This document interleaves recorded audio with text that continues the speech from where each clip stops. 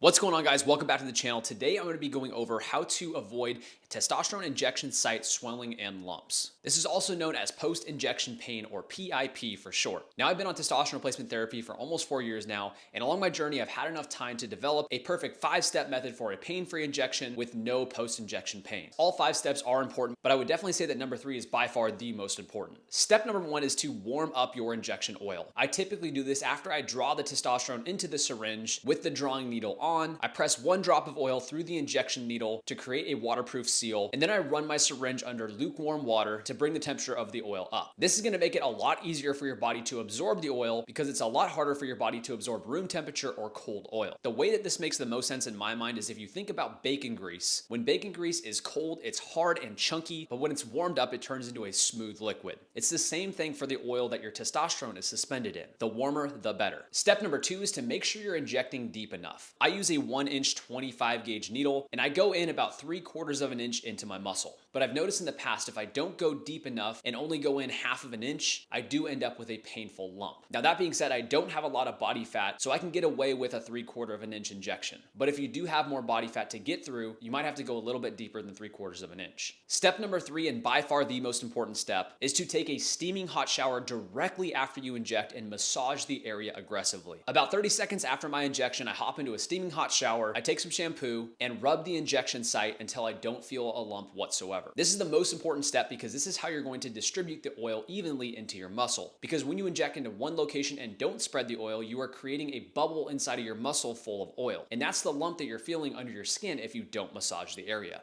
If you don't follow any other steps in the video, definitely follow this step because this makes the biggest difference. Now, moving on to step number 4. This is to rotate injection sites. If you were to inject in the exact same site over and over, week in and week out, you're going to create a lot of trauma in that area. And when your muscle is bruised, it does not uptake oil as well. And that's pretty much a sure way to end up with a painful lump and a lot of swelling. In my 4 years of TRT, I've only ever injected into my glutes, but each time I go to inject, I switch from left glute to right glute to prevent this from happening. If I notice a little bit of sensitivity or pain from the last injection, I will move the needle up or down about an inch for a pain-free injection. And finally, step number 5. This is to make sure you're injecting with the right size needle. Another common mistake a lot of guys make is they are drawing the testosterone and injecting the testosterone with the exact same needle. If you're working with a good clinic, they should be sending you 2 separate sizes of needles. One larger gauge needle to draw the testosterone and one smaller gauge needle to inject with. For example, my clinic sends me a 21 gauge to draw the testosterone out and a 25 gauge to inject with. When it comes to injection, the smaller the needle you have, the less trauma and swelling you're going to cause when you go to inject. And one thing to remember with the gauges of needles is that the larger the number, the smaller the needle actually is. So in my case, the 21 gauge needle is a lot thicker than the 25 gauge needle. So just make sure to check that you're actually injecting with the smaller gauge needle. And the second part to needle size is needle length. If you are injecting intramuscularly, you want to have a long enough needle to actually reach into the muscle. Otherwise, you're just injecting into your body fat, which lies right below your skin. And doing that can definitely make your injection site a lot more painful because the oil isn't actually absorbing into your muscle. So there it is. Those are the 5 steps that I follow for a completely pain-free injection with absolutely no post-injection pain. Now, if you're looking into getting on TRT or you're already on TRT and are looking for a good, affordable online clinic, I'm going to leave the link to the clinic that I use down in the description below. It's all telemedicine from the comfort of your own home, and they'll ship the medication right to your door. And for more videos on testosterone replacement therapy, make sure you hit the subscribe button because that is what my entire channel is all about.